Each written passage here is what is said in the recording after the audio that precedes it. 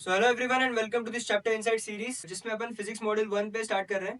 तो before getting into that, myself Vedant Joshi. I am a third year MBBS student AIIMS Bhopal and I have secured an all India rank of 237 with a score of 696 in NEET 2021. मेरा उस time physics के अंदर score 171 था और मैं ये score इसीलिए achieve कर पाया क्योंकि मेरे जो मेंटर्स थे और जो टीचर्स थे उन्होंने मुझे लास्ट मोमेंट पे यही गाइडेंस दिया था कि कौन से टॉपिक्स इंपॉर्टेंट है, कौन से चैप्टर में से कौन सी चीजें बार बार पूछी जाती है और वही चीजें पढ़ के तुम वो चैप्टर को कितने इजीली और कितने फास्टली कवर कर पाओगे ताकि आपको क्वेश्चन प्रैक्टिस को भी टाइम मिले. तो वही चीज आपको प्रोवाइड करने के लिए हम आए हैं जिसमें हमने अपने एक्सपीरियंस और एनालिसिस के चलते फिजिक्स के अंदर सारे सिलेबस को 10 मॉड्यूल्स के अंदर डिवाइड किया है. उसके अंदर 5 मॉड्यूल स्टार्टिंग के 11th के फिजिक्स के होंगे और बाकी के 5 मॉड्यूल जो होंगे वो 12th के फिजिक्स के होंगे. इसके अंदर हम हर एक चैप्टर के अंदर के इंपॉर्टेंट टॉपिक्स जो आपको मस्ट टू डू वाले टॉपिक्स जो होते हैं जो लास्ट मोमेंट पे obviously you have to read क्योंकि उससे मोस्ट ऑफ द क्वेश्चंस आते हैं, तो हमने उन्हीं टॉपिक्स को यहाँ पे डिस्कस किया है. तो आप अगर सिर्फ इन्हीं टॉपिक्स को पढ़ेंगे तो आपके लास्ट मोमेंट पे जो आपको गलतियां हो रही है या फिर जो आपका बैकलॉग है वो सारा इसी से थ्रू कवर हो जाएगा. तो ये वाले टॉपिक ये वाले सीरीज के अंदर हम सारे चैप्टर्स में जो इंपॉर्टेंट टॉपिक्स है उसके बात कर रहे होंगे. उसके साथ साथ कहाँ से पढ़ना है वो इंपॉर्टेंट चीज है क्योंकि फिजिक्स में बहुत सारे लोग कंफ्यूज होते हैं कि एनसीईआरटी पढ़े या ना पढ़े या फिर मेरे कोचिंग का जो थियरी है मॉड्यूल है जो वो सफिशिएंट है या नहीं. तो उसके लिए मैं स्टार्टिंग में ही क्लियर करना चाहता हूँ कि मैंने काफी जगह है, मतलब थ्रू आउट द सीरीज मैंने हर जगह बताया कि कौन सी चीज एनसीईआरटी से पढ़नी है, कौन सी चीज थेरोटिकल है, कौन सी चीज न्यूमेरिकल है. तो मैंने वो हर जगह जहाँ जो चीज है वहां वो बताई है. तो आपको उसी के अकॉर्डिंग जहां मैंने बताई है वही चीजें एनसीईआरटी से पढ़नी है. बाकी एनसीईआरटी की थ्योरी का थोड़ा सा लैंग्वेज जो है वो कॉम्प्लेक्स है तो आपको उसके अंदर नहीं जाना है. आपको सिर्फ जो मैं टॉपिक्स बताऊंगा थ्रू आउट द सीरीज उन्हीं के सिर्फ आपको एनसीईआरटी से थ्योरी पढ़नी है. बाकी आप आपके कोचिंग के या फिर आपको जो भी आपका ऑनलाइन ऑफलाइन कोचिंग है या फिर यूट्यूब से जहां से पढ़ रहे हो वो बैच या फिर वो कोचिंग के जो भी मॉड्यूल्स हैं वहां से आप थ्योरी बाकी की कवर कर सकते हैं. सिर्फ जहां मैं बताऊंगा वहां से आपको एनसीईआरटी का पढ़ना है. और बची बात क्वेश्चन प्रैक्टिस की तो वो आप जरूर कोई भी आपका मॉड्यूल मॉड्यूल है तो वहां से लगा सकते हैं. बट एक चीज आपको जरूर करनी है वो है प्रीवियस ईयर क्वेश्चंस. और जब भी मैं प्रीवियस ईयर क्वेश्चंस बोलूंगा तो आपको 2012 से लेके कंटिन्यू आगे तक जैसे कि अभी 2024 तक के इतने सालों के आपके जो नीट है वो आपको कवर करना है, उसके क्वेश्चंस करने हैं क्योंकि उसके पहले के थोड़े से वेग क्वेश्चंस थे, वहां पे सिलेबस थोड़ा डिफरेंट था. तो इसीलिए 2012 से लेके आगे के जो भी प्रीवियस ईयर क्वेश्चंस है वो आपको क्वेश्चन प्रैक्टिस में जरूर से करना है. तो विद दैट इंट्रोडक्शन अभी अपन स्टार्ट करते हैं फिजिक्स का मॉड्यूल 1 जिसके अंदर अपन कवर करेंगे kinematics, motion in 1D, motion in 2D and Newton's laws of motion. तो जैसे कि आप देख सकते हैं यहाँ पे 3 चैप्टर्स हैं अपन जो इस मॉड्यूल में कवर करेंगे: motion in 1 dimension, motion in 2 dimension या फिर मोशन इन अ प्लेन और न्यूटन्स लॉज ऑफ मोशन. तो इस दोनों motion in 1 dimension and 2 dimension से आप एक एक क्वेश्चन एक्सपेक्ट कर सकते हैं. तो ओवरऑल 2 क्वेश्चन आएंगे.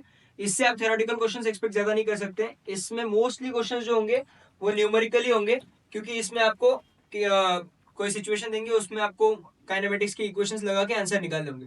बट लॉज ऑफ मोशन में आपको काफी कंसेप्ट है, काफी लॉज है. Law of conservation of momentum है, न्यूटन के 3 लॉज है, फ्रिक्शनल लॉ मतलब फ्रिक्शन का जो भी मतलब काइनेटिक और स्टैटिक फ्रिक्शन के जो भी उसके लॉज हैं वो सारी चीजें हैं. तो इसमें आपको थ्योरेटिकल क्वेश्चंस भी मिलेंगे. तो इसकी आपको एनसीईआरटी से थ्योरी नहीं पढ़नी है, इसकी भी आपको जहां मॉड्यूल से पढ़ना है वहां मॉड्यूल या फिर जो भी आपका कोचिंग वहां से पढ़ना है. एनसीईआरटी में थोड़ा सा इसका डिफिकल्ट दिया हुआ है तो आपको ये भी करना है. बट थ्योरेटिकल इसमें आपको क्वेश्चंस आएंगे, उसके साथ साथ आपको क्वेश्चन प्रैक्टिस भी करनी ही करनी है. जब भी मैं क्वेश्चन प्रैक्टिस बताऊंगा इसका मतलब ये नहीं है कि आपको थ्योरी छोड़ देनी है. बिना बिना थ्योरी पढ़े बिना कंसेप्ट स्ट्रॉन्ग किए आपके क्वेश्चंस वैसे भी सही नहीं होने वाले. तो जब भी मैं आपको क्वेश्चन प्रैक्टिस है या फिर कोई बताऊंगा कि इस टॉपिक से न्यूमेरिकल क्वेश्चन ज्यादा पूछे जाएंगे जैसे कि मैंने काइनेमेटिक्स में बताया, तो आपको थ्योरी पहले स्ट्रॉन्ग करके लेनी है. आपको पता होना चाहिए what is velocity, what is acceleration, what is velocity time graph. Velocity time graph का स्लोप एक्सेलरेशन देगा, उसका एरिया जो है वो डिस्प्लेसमेंट देगा. ये कंसेप्ट्स आपके बने हुए होंगे तभी जाके आपके जो ये न्यूमेरिकल्स आएंगे वो सही हो पाएंगे. तो जब भी मैं न्यूमेरिकल बोलूंगा तो आपको थियरी भी पढ़नी है, उसके साथ साथ क्वेश्चन प्रैक्टिस भी करनी है. तो इससे आप देख सकते हैं कि लॉज ऑफ मोशन से आपको 2 से 3 सवाल पूछे जाएंगे जो कि ज्यादा डिफिकल्ट नहीं होते, तो आपके ये भी इजीली बन जाएंगे. तो अगर आप ओवरऑल देखेंगे तो इस मॉड्यूल से आपको 4 से 5 क्वेश्चंस पूछे जाएंगे नीट में. उसका मतलब है कि आपके 16 to 20 मार्क्स इसी मॉड्यूल से आने वाले. तो अगर आप इन्हीं टॉपिक्स को अच्छे से करते हैं तो आपके मिनिमम 20 मार्क्स आपके स्कोर में बूस्ट होगा अगर आप इन मॉड्यूल्स को अच्छे से कवर करेंगे तो. तो let's start with motion in straight line. जैसे कि आपको पता है इसके अंदर जैसे मैंने बताया इक्वेशंस ऑफ मोशन जो है वो अच्छे से आपको आनी चाहिए. तीनों इक्वेशंस ऑफ मोशन आपको अच्छे से आनी चाहिए। और सबसे इंपॉर्टेंट चीज, आपको इक्वेशंस ऑफ मोशन तभी अप्लाई करनी है जब आपका एक्सेलरेशन जो है वो कांस्टेंट है। एक्सेलरेशन आपका वेरिएबल है तो इक्वेशंस ऑफ मोशन नहीं लगती है। जैसे मैंने बताया, ये थियरी अगर आपको पता होती तभी आपके ये क्वेश्चंस बन पाते। इसीलिए जब भी क्वेश्चन प्रैक्टिस करनी है या न्यूमेरिकल क्वेश्चंस आने हैं, उसके पहले उसके बेसिक्स या उसके पहले उसकी थियरी आपको पता होनी चाहिए। तो इसीलिए ऐसे टाइप के क्वेश्चंस करने से पहले आपको उसके बेसिक नॉलेज के बारे में पहले पढ़ लेना है। नेक्स्ट है ये वेलोसिटी एंड एक्सेलरेशन। इसको मैंने इसीलिए हाईलाइट किया है क्योंकि वेलोसिटी और एक्सेलरेशन के एप्लीकेशन पे बहुत सारे क्वेश्चंस पूछते हैं और उसके ग्राफ्स के भी बहुत सारे क्वेश्चंस पूछते हैं, तो वो आपको अच्छे से आने चाहिए। और नेक्स्ट है रिलेटिव मोशन। ये काफी इंपॉर्टेंट है, काफी कंफ्यूजिंग भी है पता है, बट थोड़ा सा आपको उस पर मेहनत करके थोड़ा सा क्वेश्चन प्रैक्टिस करना पड़ेगा क्योंकि इसके बहुत बार बहुत सारे क्वेश्चन पूछते हैं। तो आपको रिलेटिव मोशन को अच्छे से करना है क्योंकि ये काफी इंपॉर्टेंट टॉपिक है। नेक्स्ट अपन आते हैं फ्रेम ऑफ रेफरेंस पे। ये फ्रेम ऑफ रेफरेंस वाली जो चीज है वो आपको जितना कंसेप्चुअली आप इसको अच्छा स्ट्रॉन्ग करेंगे अपना, वो आगे आपको हर हर चैप्टर में फिजिक्स में यूज होगा। तो आपको फ्रेम ऑफ रेफरेंस का कंसेप्ट अच्छे से पता होना चाहिए। Inertial frame, non inertial frame पता होनी चाहिए। न्यूटन्स के लॉ सारे के सारे सिर्फ और सिर्फ इनर्शियल फ्रेम ऑफ रेफरेंस में लगते हैं, नॉन इनर्शियल में नहीं लगते हैं। ये उनका डेफिनेशन में है। तो ये चीजें, ये सारे जो मैं बता रहा हूँ ये थ्योरेटिकल चीजें हैं। जो कंसेप्ट है वो आपको ये इस वे में स्ट्रॉन्ग करके लेना, तभी जाके आपके क्वेश्चंस आगे जाके सही बनेंगे। और लास्ट वाला जो चीज है पोजीशन टाइम ग्राफ, वो पोजीशन टाइम ग्राफ हो या वेलोसिटी टाइम ग्राफ हो या एक्सेलरेशन टाइम ग्राफ हो, हर टाइप के ग्राफ्स आपको आने चाहिए क्योंकि ग्राफिकल क्वेश्चन मतलब इससे बहुत बार पूछते कि इसका एरिया क्या देगा या इस ग्राफ का स्लोप क्या देगा। तो ये सारी चीजें आपको बहुत टाइम पूछे जाते हैं, तो आपको ये वाला पॉइंट भी अच्छे से कवर करें। तो अगर आप सिर्फ यही 4 पॉइंट करेंगे तो मोशन इन स्ट्रेट लाइन के भी जो 1 से 2 सवाल आने वाले हैं वो आपके इजीली बन जाएंगे। नेक्स्ट आते हैं अपन मोशन इन प्लेन में। इसके अंदर आपको पता है मोशन इन 2 डायमेंशन में सबसे इंपॉर्टेंट चीज जो होती है वो होती है प्रोजेक्टाइल मोशन। प्रोजेक्टाइल मोशन के इक्वेशंस होते हैं ढेर सारे। वेलोसिटी की इक्वेशन, रेंज की इक्वेशन, मैक्सिमम हाइट की इक्वेशन, टाइम ऑफ फ्लाइट की इक्वेशन, एंगल्स, तो एंगल ऑफ प्रोजेक्शन, कौन से एंगल पे मैक्सिमम रेंज होगी, कौन से एंगल पे मैक्सिमम हाइट होगी, ये सारी चीजें आपको पता होनी चाहिए, तभी जाके आपके इसके सारे सवाल सही होंगे। प्रोजेक्टाइल मोशन के बाद नेक्स्ट अगर कोई आता है तो वो है यूनिफॉर्म सर्कुलर मोशन। ये वाला भी उतना ही इंपॉर्टेंट है जितना प्रोजेक्टाइल मोशन है।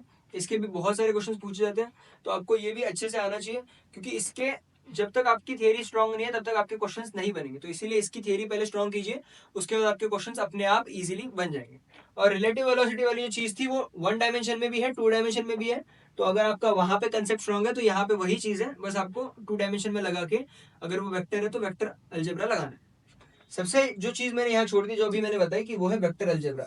इसका मतलब है पूरा का पूरा वेक्टर, और वो आपको एनसीईआरटी के अंदर वेक्टर प्रोडक्ट जो है वो इसमें दिया हुआ है, और जो एडिशन लॉ है वो स्टार्टिंग में आपको यूनिट एंड डायमेंशन में दिया हुआ है। तो इसलिए हमने मोशन इन प्लेन के अंदर पूरा का पूरा वेक्टर अलजेब्रा डाल दिया है।